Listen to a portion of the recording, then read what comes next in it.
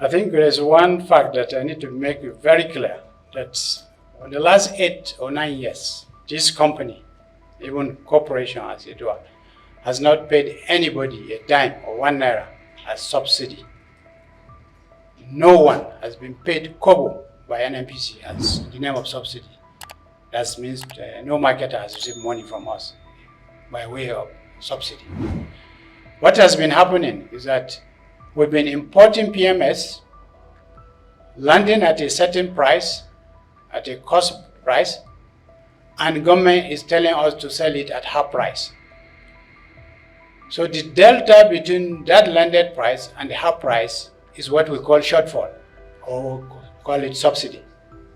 And the deal is between Federation and ourselves to reconcile, and sometimes they give us money, sometimes we do net ups. So there is no money exchanging hands to any marketer or anybody in the name of subsidy. Umar Ajia, the Chief Financial Officer of NNPC, speaking in a press conference in Abuja, the most important takeaway here is that it has been confirmed that NNPC continues to pay subsidy or shortfall, whatever he wants to call it. He also confirmed to Bloomberg in the same interview that NNPC spent 7.8 trillion naira to make up for the subsidy in the past 7 months. So there's no denying the fact that Nigeria continues to pay petroleum subsidy. The question now is, why are Nigerians paying much higher, more than triple the amount they used to pay during Buhari's administration?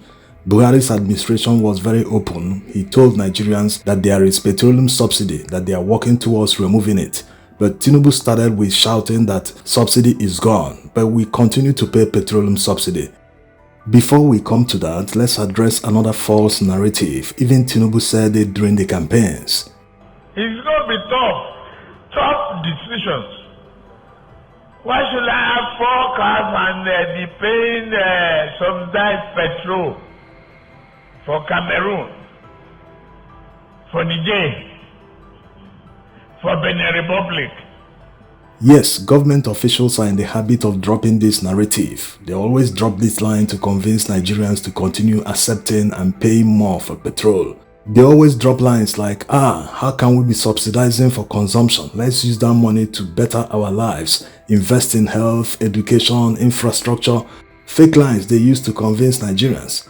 But in reality, subsidizing petrol is not actually subsidizing consumption. It is actually subsidizing production. Petrol and diesel are used in powering production in Nigeria because of the epileptic and unreliable power supply. During the 70s, when Nigeria had a relatively stable power supply, the government at the time never considered removing petroleum subsidy. That's if there was at the time. But the most important thing is that they never considered increasing the price of petrol, despite the fact that they knew that most of the production manufacturing that went on at the time were powered by the power utilities. Also, very few people knew about petrol power generators at the time.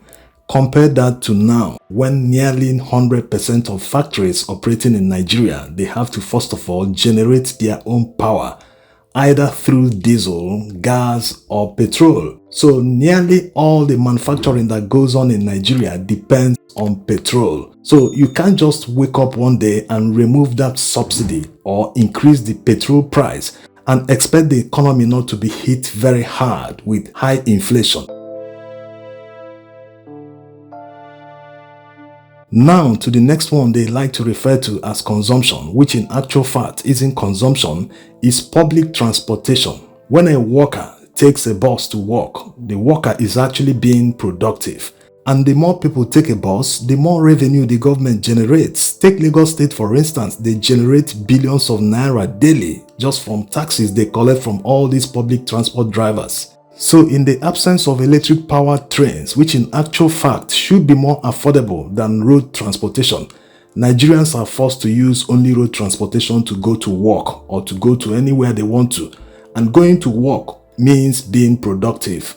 So when you add all these together, public transportation, Uber, taxis, all forms of road transportation, because they all run on petrol or diesel, you also have to add all SMEs that buy petrol and diesel to power their operations. A business center by the roadside has to rely on petrol to power their operations because the public utility company can't even guarantee a straight 12-hour power supply for them. Also add hotels. All businesses that rely on petrol or diesel to power their operation. Also consider the fact that the vehicle penetration, that's the vehicle ownership in Nigeria, is actually small compared to other countries. So close to 90% or more of petroleum products demand in Nigeria is actually used for production. Even a private individual, a private businessman, a banker who is driving himself to work, he's going to work. Therefore, he's using that petrol for production. Now, the government is aware of how petrol is a huge driver of Nigeria's economy.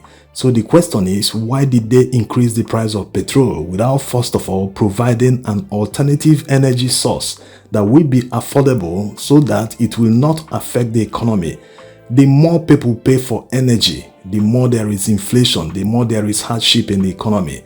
But if the energy cost is low, it will lower the cost implications for businesses, for factories, which ultimately will lead to lower prices of products in the market. It happens everywhere. It happens in the US. They subsidize the energy cost. In Europe, they do that. In China, they do it. It is only in Nigeria they will tell you, oh, we can't subsidize this, we can't subsidize that. They expect you to generate everything by yourself. You have to become a mini local government before you can operate. In some cases, factories have to construct roads apart from providing water and electricity. They build these roads in order to connect major highways so that vehicles bringing raw materials or moving their goods to elsewhere, to markets, to the ports, they wouldn't have problem on the roads. In most cases, even in highways across Nigeria, you will see container vehicles involved in accidents because of bad roads. So these are the issues. It's not all about taking taxes. What are they doing for businesses to grow? In Western countries, government officials move around and ask business owners, what do you need? They ask them this so as to make sure they provide what they need. If you provide what they need, they will continue excelling. But if they're having problems, it might lead to job losses, because ultimately when a company can no longer survive, they will sack their workers. Just like all the multinationals that closed their operations and left Nigeria, they sacked all their workers. The government up to today never went around to ask other multinationals or other businesses still operating in the hostile environment that is called Nigeria. They haven't asked them, what's the problem? How can we solve the problem? Now, to why Nigerians are paying more for petroleum products. Also, the government is spending much more money on petroleum subsidy when you compare how much Buhari spent during his time. The two shouldn't be going hand in hand. You can't be paying more for petrol and still be paying much more for petroleum subsidy. It doesn't make business sense. The reasons are double-faced. One, the devaluation of the naira. When you devalue your currency, it means it has lost value. Look at the exchange rate when Buhari was there, about 750 naira to $1. Today, it is about double that amount, or slightly more than double, about 1,600 naira to $1. What it means is that if the government needed to spend 1 billion naira in early January last year, that 1 billion naira equals to about 2 billion naira today. So they need more physical cash to pay for subsidy. That's why they've spent 7.8 trillion naira the past 7 months, which is equivalent to about $4.9 billion. That's a lot of money. The second reason is corruption. The people managing our affairs are incompetent. In most cases, they are intentionally incompetent because they are working for themselves, not for the national interest. Just like the person that accused Dangote Refinery of pushing substandard products, that these products were filled with more sulfur than imported petrol. So all this they are doing is to continue importing petrol. More than 30 years since Nigeria started importing petrol, they have never found a way to refine petrol locally. Think of it for a moment. The raw material is here in Nigeria, crude oil. It's a matter of pumping it to a refinery, it will be refined and moved to depots where tankers will come and lift and supply filling stations. So all the transactions can happen locally in Naira. So they will save a lot of cost, and definitely it will affect the price of the petrol. But they don't want to do that because of all the corruption. From here to here, from here to here, millions of dollars have been lost, and they push all that loss to consumers. In other words, Nigerians are paying for their corruption and inefficiency. There's no reason why Nigerian government cannot at least allocate crude oil to local production, while also maintaining the crude oil for export so as to continue earning foreign exchange. It's very simple. If they do not have the production capacity, why not work on it? The past 1 year alone, they should have invested massively in expanding local production. They knew Dangote refinery was coming online after all. Buhari commissioned it despite not being ready at the time. But they knew that at least in 1 year or 2 years, this refinery will need crude oil. Why didn't they make provision for it?